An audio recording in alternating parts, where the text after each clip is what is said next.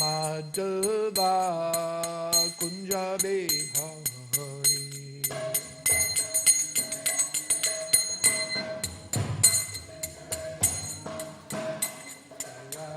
Radha Madhava Kunja Bihari.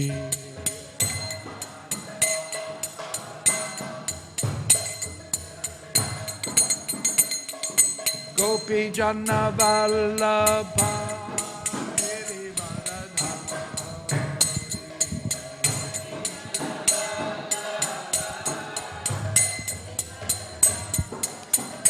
Jaya Gopi Jana Vallabha Girivaradhari.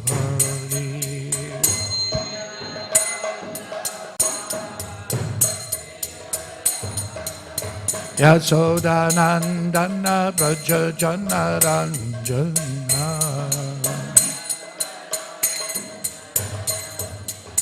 Yasoda Nandana Braja Jana Ranjana. Jamuna Tira Vanachari.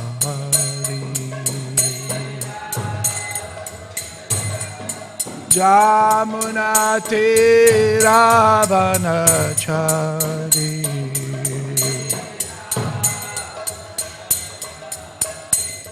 Jaya Radha Madhava Kunja Bihari.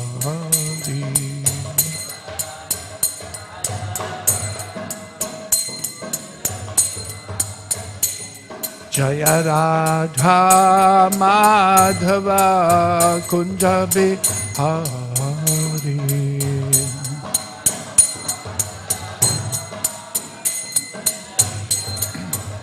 Jaya Gopi Jana Vallabha Girivaradhari.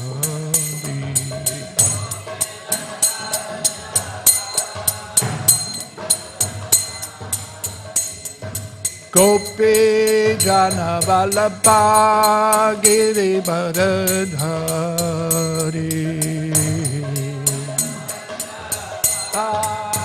Girivaradhari. Yasoda Nandana Braja Jana Ranjana.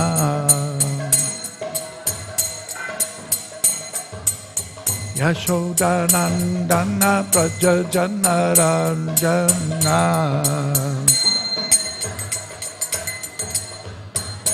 Jamuna Tira Vanachari. Jamuna Tira Vanachari.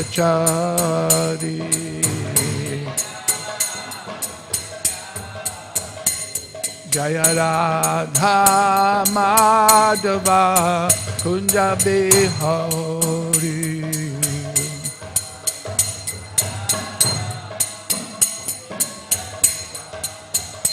Jaya Radha Madhava Kunja Bihari.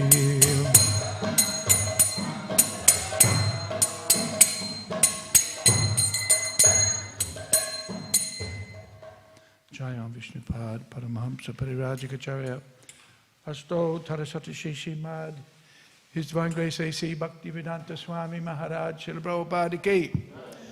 Jaya Vishnupad Paramahamsa Parivrajakacharya Asto Tarasati Śrīmad Śrīla Bhaktivedanta Saraswati Thakur Śrīla Prabhupada Ki. Ananta Koti Vaishnava Vindiki Namacharya Śrīla Haridas Thakur Ki. Prem se kaho Sri Krishna Chaitanya Prabhu Nityananda Se Advaita Gadadhara Shiva Sari Gaura Bhaktavrinda Ki Jai. Sri Sri Radha Krishna Gop Gopinath Shyama Kunda Radha Kunda Giri Govardhana Ki. Sri Vrindavan Dham Ki. Sri Mayapur Navadvait Dham Ki. Sri Purushottam Chitra Ki. Sri Ganga Mai Ki Jai, Sri Jamuna Mai Ki Jai, Bhakti Devi Ki Jai, Tulsi Devi Maharani Ki Jai, Harinam Sankirtana Ki Jai. Grantaraj Śrīmad Bhāgavatam Ki Jai. Nitai Gaura Premanandi. Hare Krishna. Krishna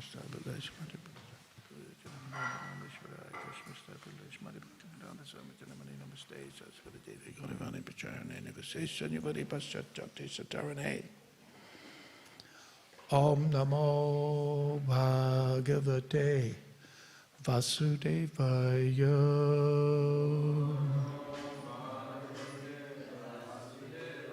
Om Namo Bhagavate Vasudevaya.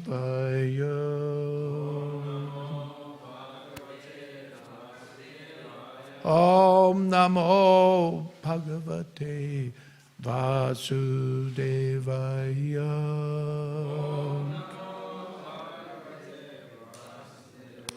Om Namo Bhagavate Vasudevaya.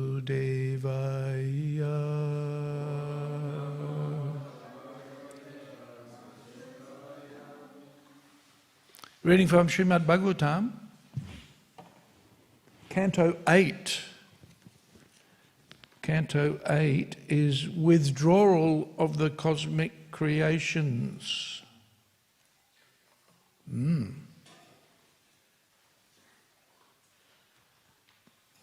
The withdrawal of the cosmic creations. Chapter 1, the Manus, administrators of the universe. Text number 4. Śrīriṣiruvaca Manavasmin vyatita shat kalpe svayambhuvadayaha adyaste katito yatra devadinam cha sambhavaha. Śrīriṣiruvaca Manovismin vyatita shat kalpe svayambhuvadayaha adyaste katito yatra devadinam cha sambhavaha. Śrīriṣiruvaca Manavosmin vyatita shat kalpe svayambhuvadayaha adyaste katito yatra devadinam cha sambhavaha.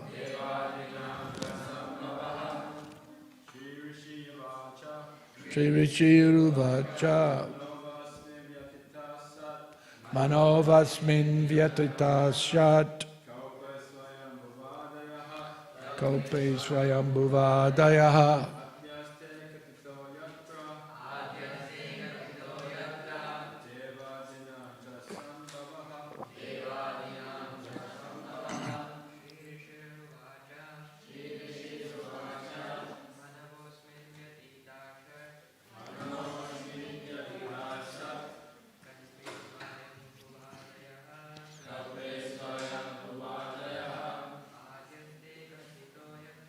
Ajaste katito yatra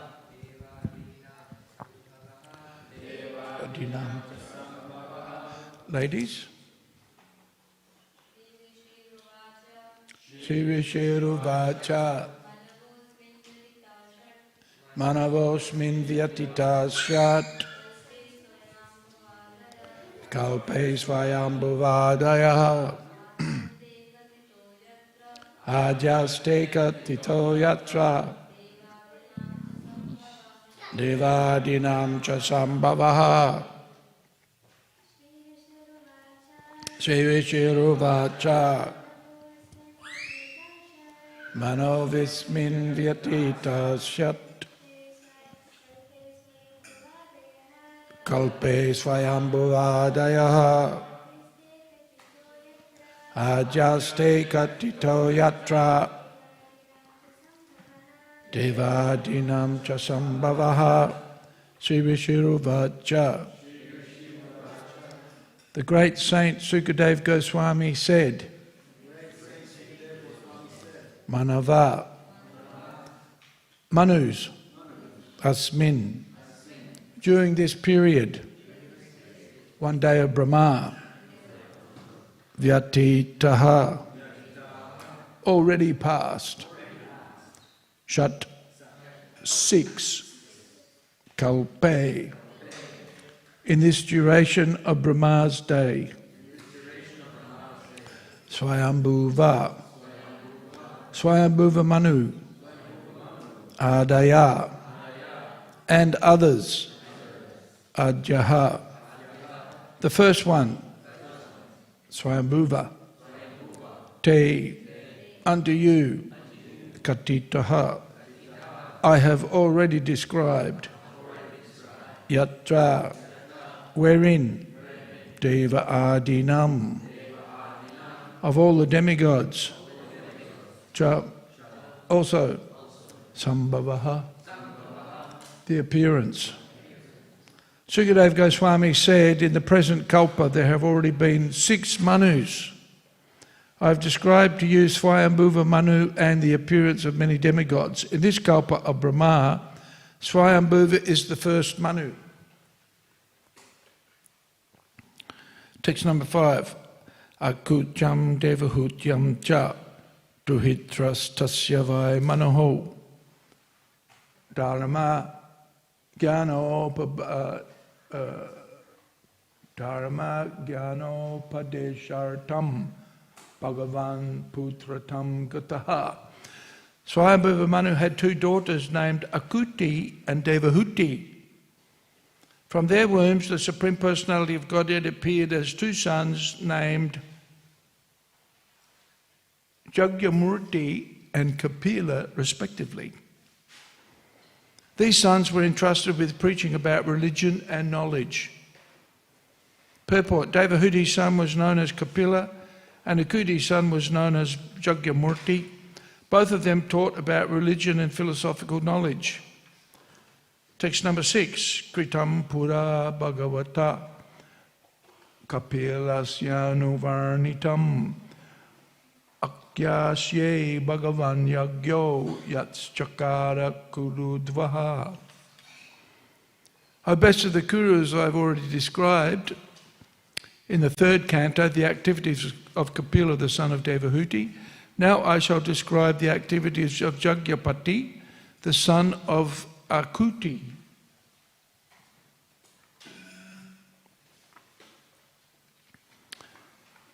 Text 7.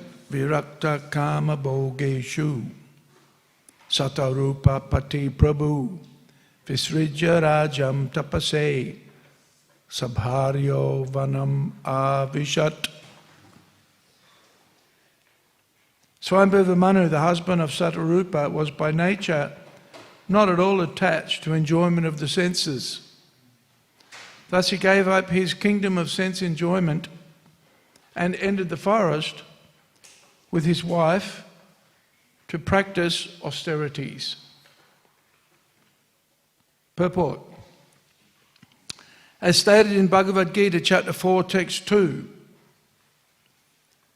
Evam parampara praptam imam rajasayo vidu. The supreme science was thus received through the chain of disciplic succession. And the saintly kings understood it in that way. All the Manus were perfect kings. They were Raja Rishis. In other words, although they held posts as kings of the world, they were as good as great saints. Swayambhuva Manu, for example, was the emperor of the world, yet he had no desire for sense gratification. This is the meaning of monarchy. Whoa, that's a strong statement, isn't it? The king of the country or the emperor of the empire must be so trained that by nature he renounces sense gratification. It is not that because one becomes king, he should unnecessarily spend money for sense gratification.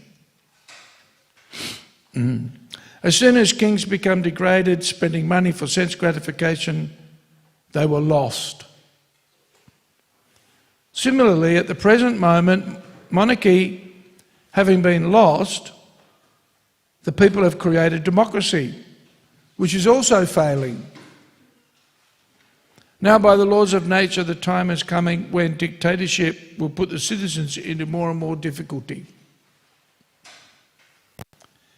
If the king or dictator individually or the members of the government collectively cannot maintain the state or kingdom according to the rules of Manu Samhita, certainly their government will not endure.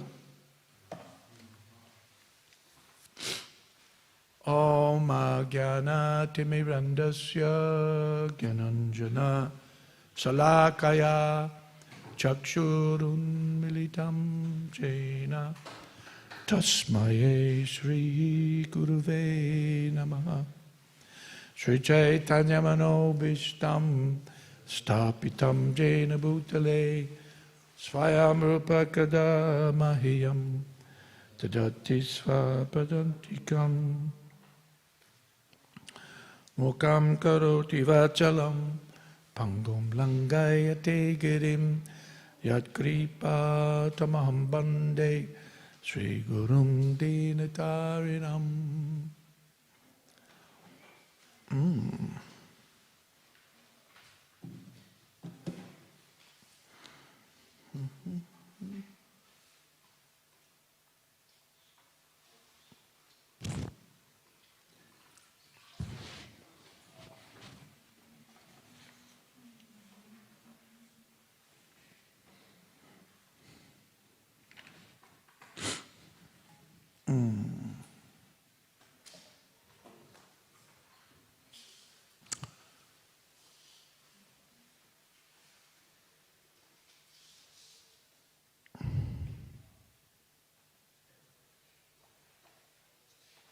The real purpose of life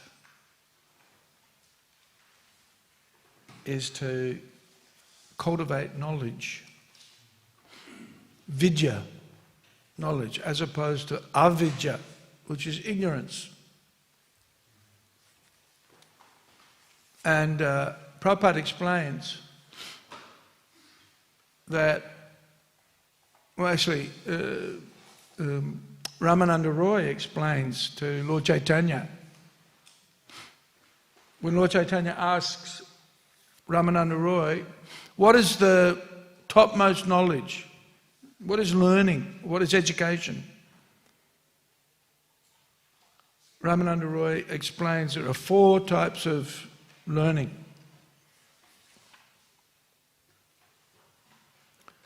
The first is material knowledge.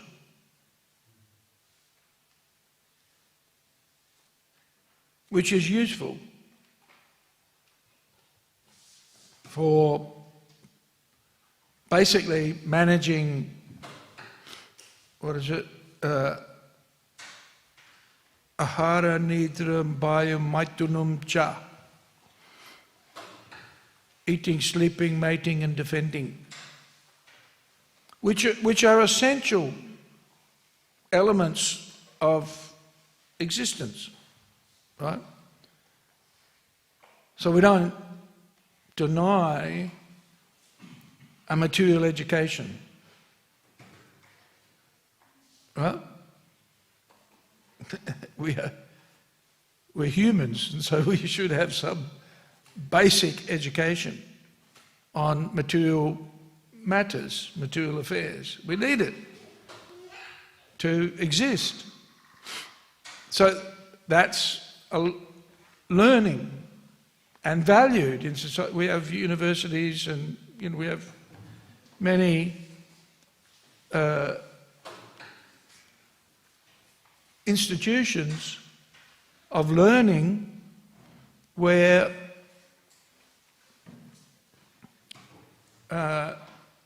matters related to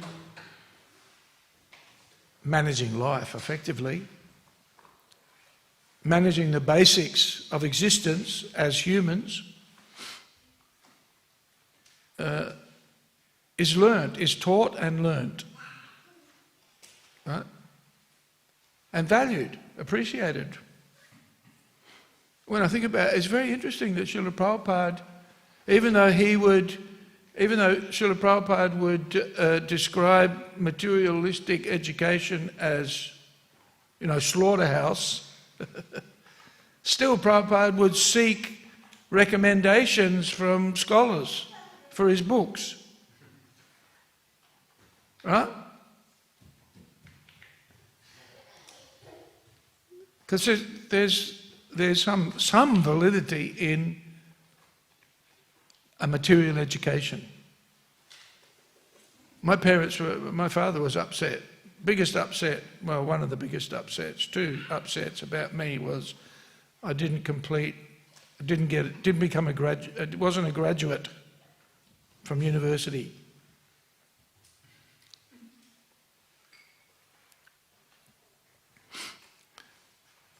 So there's prestige attributed to a good education. Right? Then the next education is, and because that's material, right? Purely material. Then there's the spiritual. And the second level of learning described by Ramananda Roy, or elaborated by Srila Prabhupada, is an understanding or an appreciation of Brahman.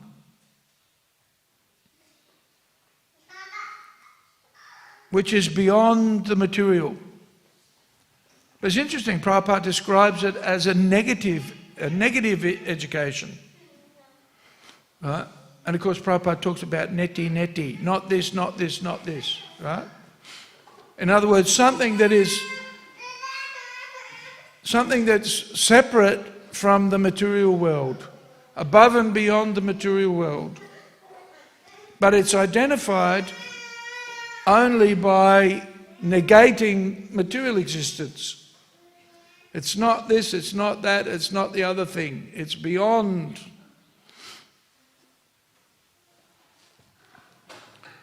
And so that's why Prabhupada calls it negative knowledge. Although the knowledge of Brahman is considered to be superior to the material learning.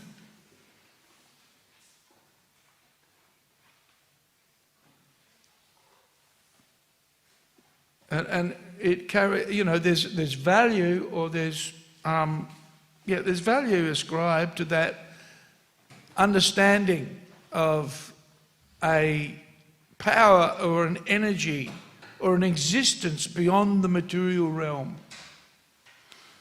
An eternal Satchit Ananda existence.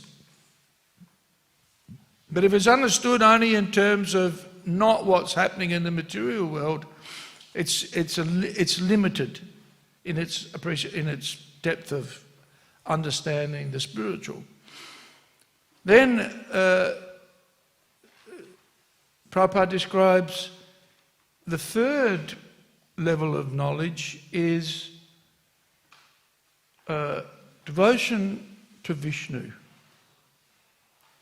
It's the beginning of devotional service. An understanding that God is great and I am His servant.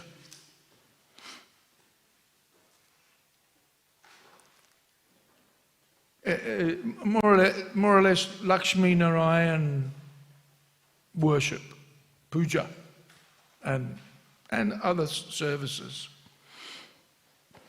And then number 1, or number 4, depending on how you look at it, is devotional service to Krishna. That's considered to be the highest learning. And even within that learning, there are gradations.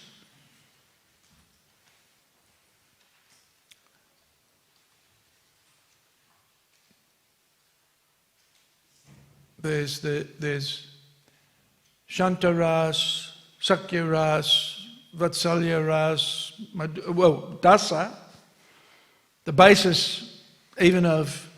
basis of bhakti or devotional service to Vishnu, and the basis of the higher levels of bhakti as taught by Lord Chaitanya, as taught by Rupa Goswami and the Jiva Goswami. There's the more intimate, in Vishnu Bhakti, it's Aishwarya.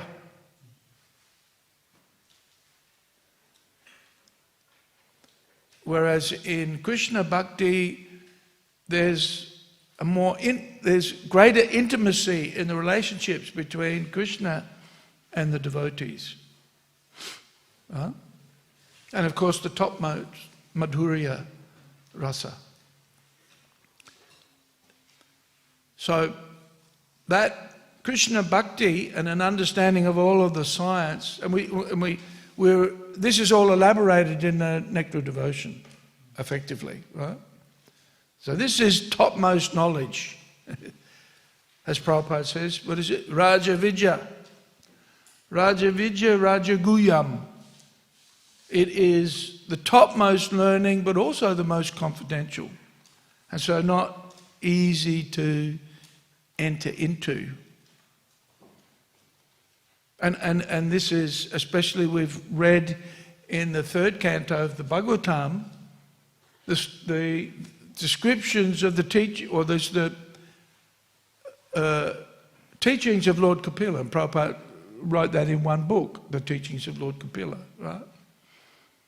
Because within the teachings of Lord Kapila are some of the essential teachings of bhakti. And especially pure Anyabhilasita Shunya, the Paribhasa Sutra of the Bhakti Rasamrita Sindhu, which describes basically the contents of the book, focus on service to Krishna that's favourable to Krishna, that's pleasing to Krishna, and of course the characteristics or the qualities of that service are that there is no, it's pure. Anyabhilashita shunyam, devoid of personal motivation. It's done out of a desire to please Krishna.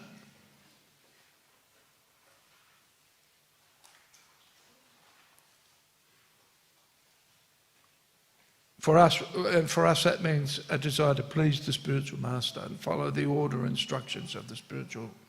Why the spiritual master is revered in Vedic culture and especially in Krishna Bhakti or Vaishnava culture. And as Prabhupada points out here in the beginning of the purport, Evam parampara praptam imam raja sayo vidu. This knowledge or this teaching of Krishna Bhakti is being passed down from guru to disciple, guru to disciple, guru to disciple. The disciple becomes qualified, and then having faithfully served the spiritual master is then qualified to teach.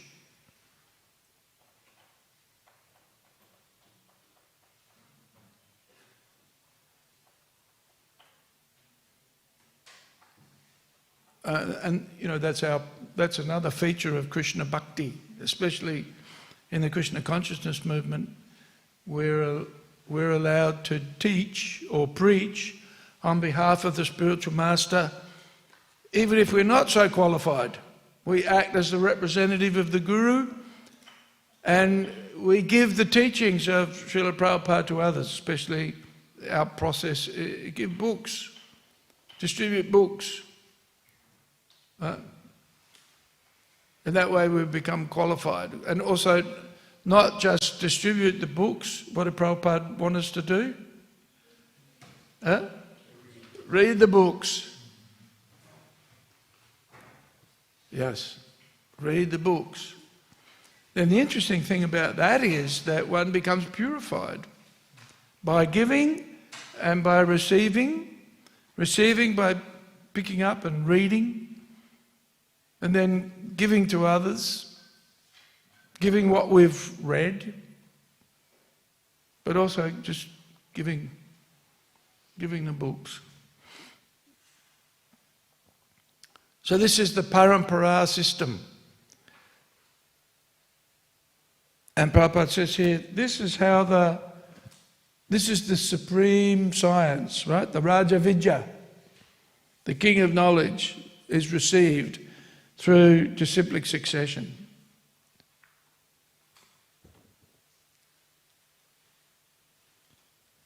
And this is in relationship to the fact that the Manus, the administrators, were perfect kings. And the example given here is who? Who's being spoken of here?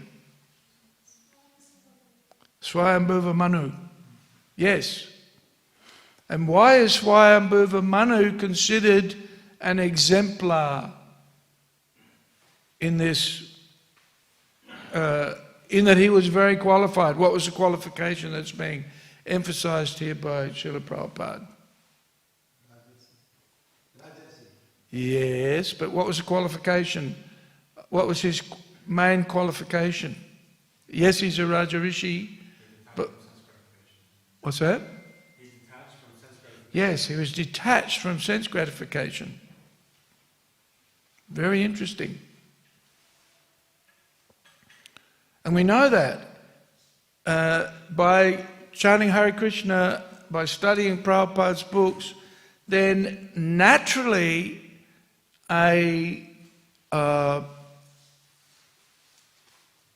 the tendency towards sense gratification is curbed or reduced, right? Param drishtva nivartate, right? By experiencing a higher taste, one is not diverted by tendencies towards sense gratification. Right? That's why when our parents find out we've become Hare Krishnas, they go, oh no, you're going to become a renunciate. Yes, that's true. Doesn't mean necessarily that we disengage from the world. As we see, even Swayambhuva Manu and other saintly persons who were naturally disinclined towards sense gratification still engaged in their occupational duties. Which is why we encourage individuals and generally the householders to engage in their regular occupational duties according to religious principles, but still be responsible. Even as devotees, we encourage devotees to be responsible. Right? You've got a service to do, not, oh no, I'm renounced now, I don't need to do my service. Usually it's, I'm too tired or something else. But as volunteer, sometimes we think that volunteers, oh, it's okay, you don't have to do what you volunteered to do if you don't feel like it.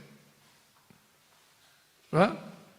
But that's not what a volunteer is. A volunteer is somebody who says, I put my hand up to be a responsible servant or a responsible volunteer.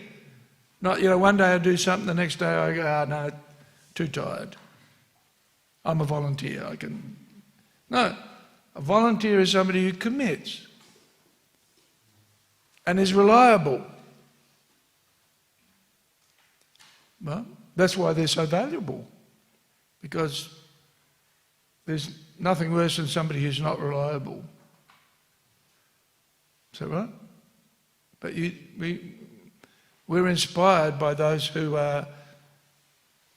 commit, put their hand up to do some service and stick at it, even when the going gets tough. What's it? When the going gets tough, the tough get going. You've heard that, right?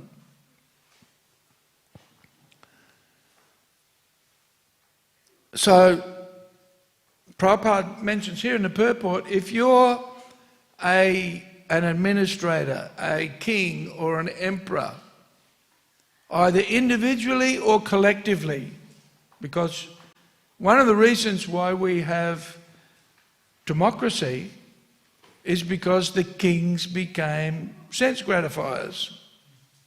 Was the reason. And so the citizens said, we've had enough of this.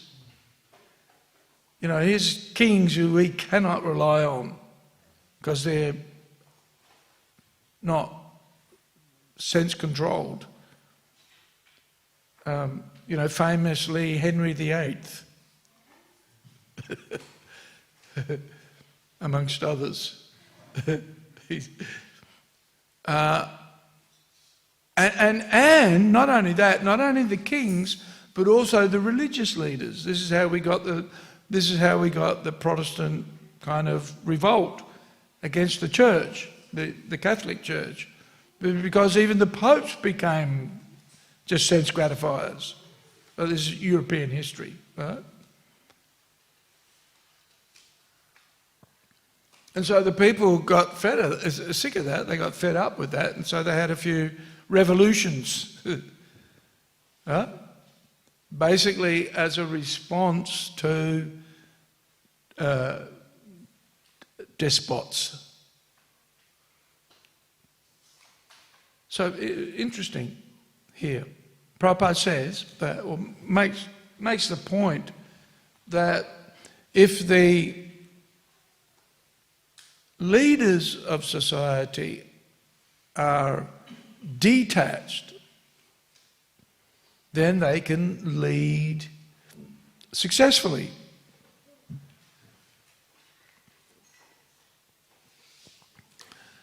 But if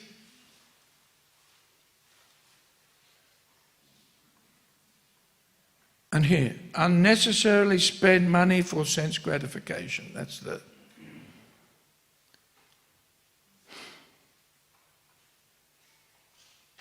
and then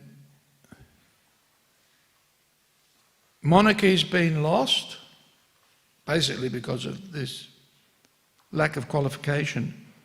And people have created democracy, but that's also being lost because same problem.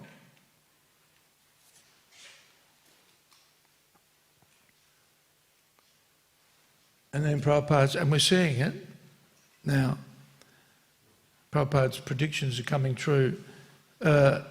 Now, by the laws of nature, right? So this is just what happens. By the laws of nature, the time is coming when dictatorship will put the citizens into more and more difficulty.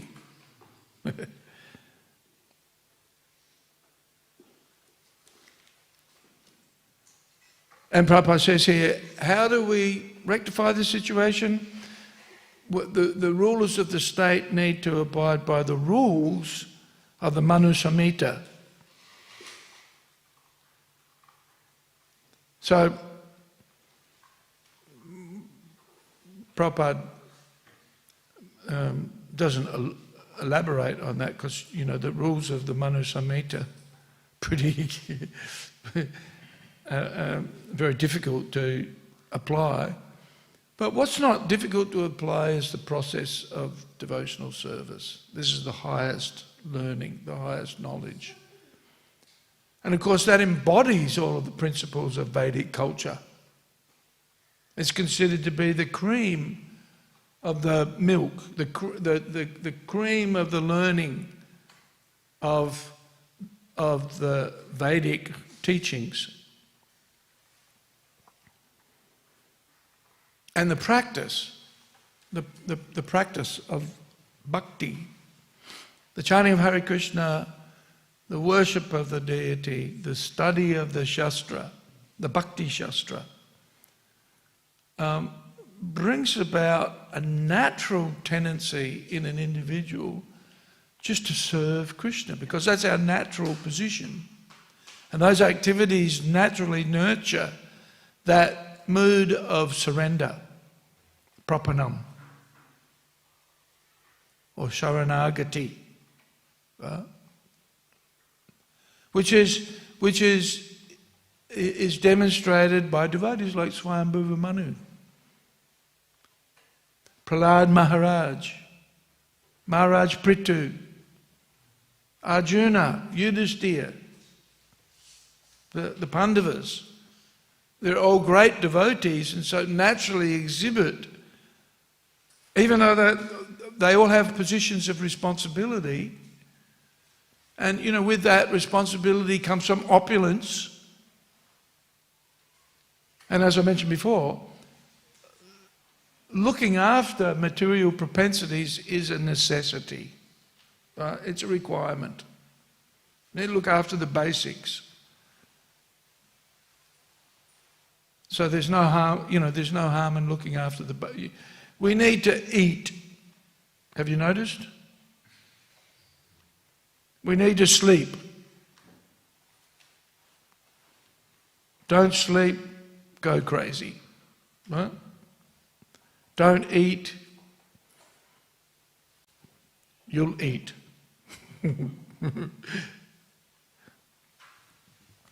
Usually for neophyte, actually we notice it, especially in this community, everybody likes to stash a bit of prasadam for themselves. Right? They're asking a Chincharupa, please make vanilla slice, donuts, bread, olive bread, this, that, that.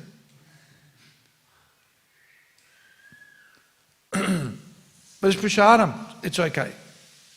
Prabhupada encouraged the devotees, take as much prasadam as you're comfortable with.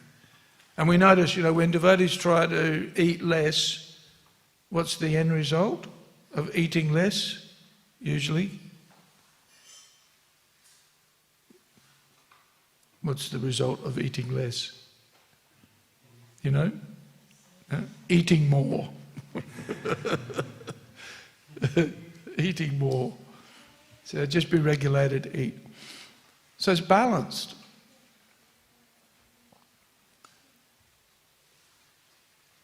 And most people will be householders. It's a natural inclination. And it's not discouraged, because where we encourage an individual who's inclined towards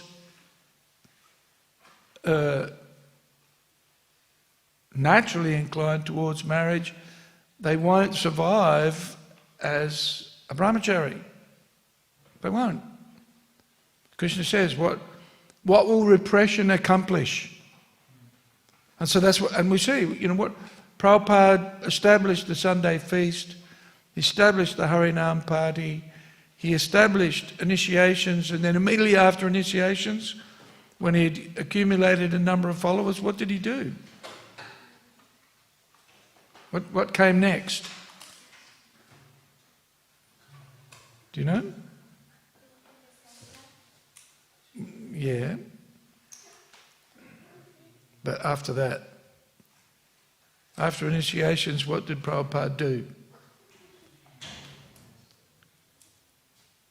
Anybody got an idea? He married his disciples. And Prabhupada was a sannyasi. He was a renunciate. So very interesting. Lord Chaitanya had many renunciate disciples, associates. And he was very strict with them. They had to be strict. There's the story of Haridas, Chota Haridas, right? Who was banished from Lord Chaitanya's association because of a mistake. Fairly innocent mistake in it's described. Yet Lord Chaitanya was... And for the householders, he would inquire, how are your children? How's your wife? How's the family? Because, well, householders will make up the majority of our community, right? So they should also follow the principles of... And so this is Varnashrama, actually. Varna and Ashrama Dharma. We abide by the basic principles of Varna, occupation, basic principles of Ashram, Brahmachari, Grihastha, Vanaprastha, Sannyas. So when a person follows the process of bhakti, well, even the sannyasis need to eat, and basics. Other requirements may be less, but this is a natural inclination and tendency towards renunciation will exist, will manifest over time. Because by chanting Hare Krishna, hearing the Bhagavat philosophy, by practicing bhakti, one is elevated to that platform of engagement in devotional service. What is it?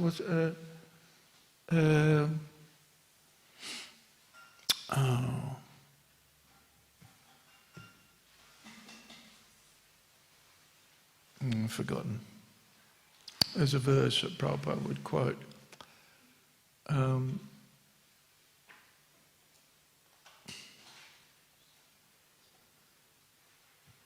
That I'm not going to be able to quote because I can't remember it. But, by naturally practicing devotional service, one immediately is elevated beyond the material concept of life. We realize it's self-realization, effectively. Pratyak savagamam damyam susukam kartam avyayam. Not the verse that I'm trying to think of, but it'll come. Right? So by the performance of bhakti, one gets a realization of one's identity, one's spiritual identity. It comes especially through chanting Hare Krishna, and it comes especially through engaging in service to the spiritual master. For us, preaching, effectively. So, in that way, then naturally there's a tendency towards renunciation. It's natural. It just occurs naturally in the heart of a devotee. It doesn't have to be an imposition, an artificial imposition. It just comes about naturally. And we see in the characteristics of devotees like Swayambhuva, Manus, we see they're actually great devotees. This is their redeeming quality. They're great devotees, they're naturally renounced, even as householders. And they see their role or their responsibility as service. Ultimately, service to the Guru, service to Krishna, and then service to society. And the role is not seen as an opportunity for sense gratification. And that's the redeeming good quality of a devotee, is that detachment. Not that they necessarily, especially for us, we can't just go, and even Prabhupada discouraged going to live in the forest, right?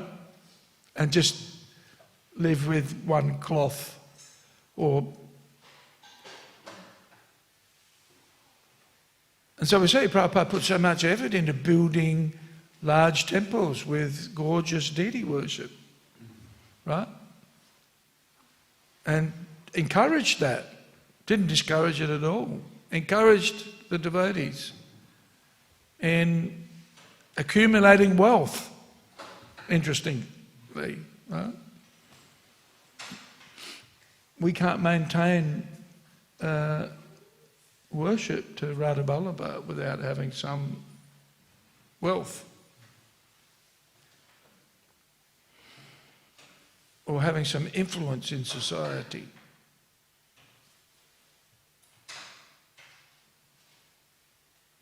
You know, it's interesting, Lord Chaitanya wouldn't meet Maharaj Prataparudra, right? And he's a great devotee, but Lord Chaitanya wouldn't. No, he's a king. Off the list of friends or associates.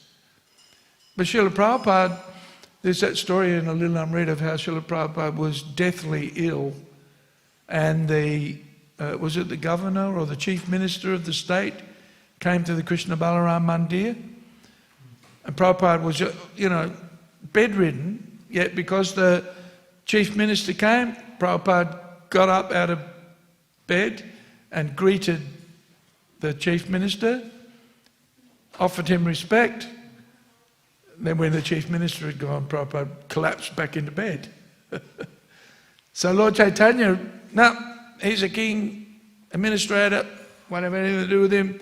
Srila Prabhupada puts himself out to greet such a person. And we see that with Bhaktisiddhanta Saraswati Thakur also. Bhaktisiddhanta Saraswati Thakur was so thoughtful and considerate to the needs of the administrators, the leaders of society. He was prepared to serve non-veg to the guests and tea, right? Because the British were addicted to tea. Just to engage them and to interact. So that's our renunciation, a very interesting form of renunciation, where for ourselves we don't accept the wealth and the influence, but rather we use it for furthering Krishna's purposes. That's our kind of renunciation. And the devotees told Prabhupada, I've mentioned this many times, Prabhupada told the devotees told Prabhupada of a sannyasi who, if he was given money, he would automatically just reject it. Right? Just throw it away. And Prabhupada said, you can take, and they had a picture of him rejecting the money, and Prabhupada said, you can take a picture of me and I'm accepting the money. Right? Not for himself. That's the thing.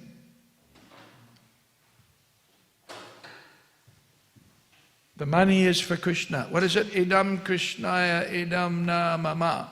This is for Krishna, it's not for me. So, this is the failing, or the fall down, is to spend money unnecessarily for sense gratification. Right? Doesn't mean that you don't spend money. We spend money for Krishna, where it's needed. Because, we also get this problem where the devotees think, oh no, don't spend money. And then, our kitchen equipment's all broken. Because the powers that be or the individuals decided, oh no, don't spend money. Right? We're not against spending money. but not for sense gratification. Right? And that will naturally come. A mood of detachment and a mood of renunciation will naturally come, but got to chant Hare Krishna. Got to teach. And with teaching, we need to be good students ourselves, right? Which means follow the process, study Prabhupada's books, and preach.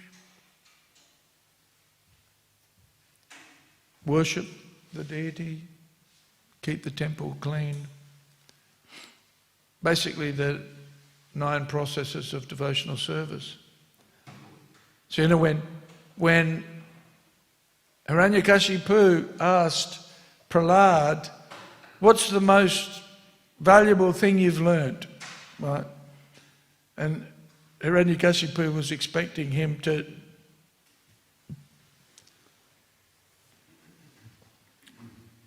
to elucidate, to expound the teachings that he'd learned from, was it Sunanda and Amaka, right?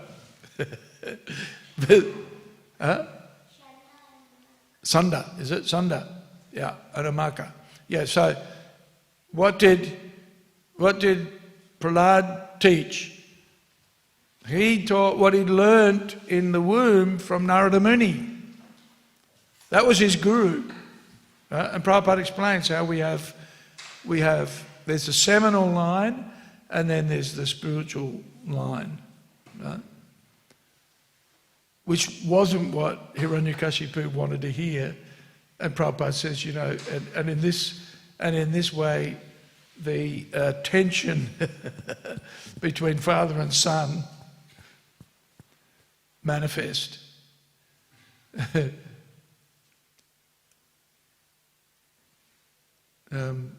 Hiranyakashipu was attached to and focused on diplomacy and politics